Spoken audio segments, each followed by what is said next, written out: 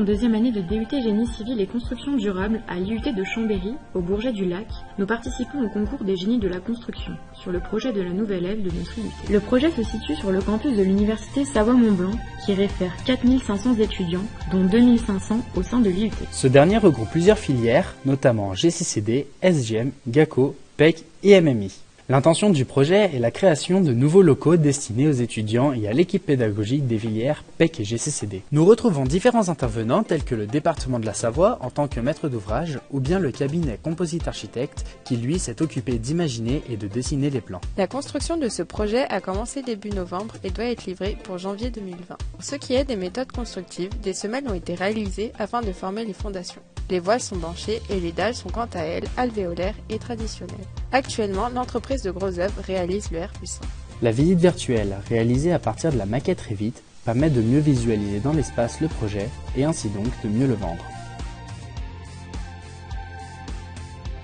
La topographie implantée sur la maquette numérique à partir des points donnés par le géomètre expert nous permet le calcul de volume de déblais et de remblais et donc d'étudier la phase de terrassement. Une fonction de Revit nous permet d'exporter la maquette sous Robo, un logiciel de dimensionnement d'éléments structuraux. Grâce à cet export, nous obtenons une maquette dite filaire avec des plans de ferraillage pour chaque composant de la structure du bâtiment. La détection de clash est un atout pour la gestion des interfaces gros œuvre et seconde œuvre.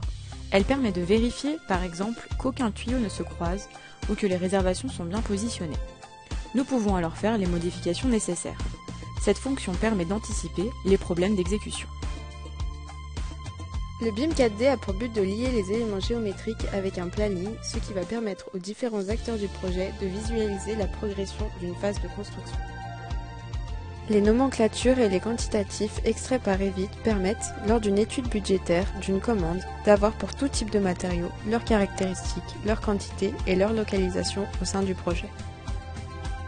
À l'aide d'une coupe de la modélisation, nous pouvons extraire des plans de détail donnant des informations essentielles à la compréhension du projet qui ne sont pas visibles sur les plans au 50e. Après avoir été exportée, la maquette a pu être imprimée en plâtre grâce à une imprimante 3D.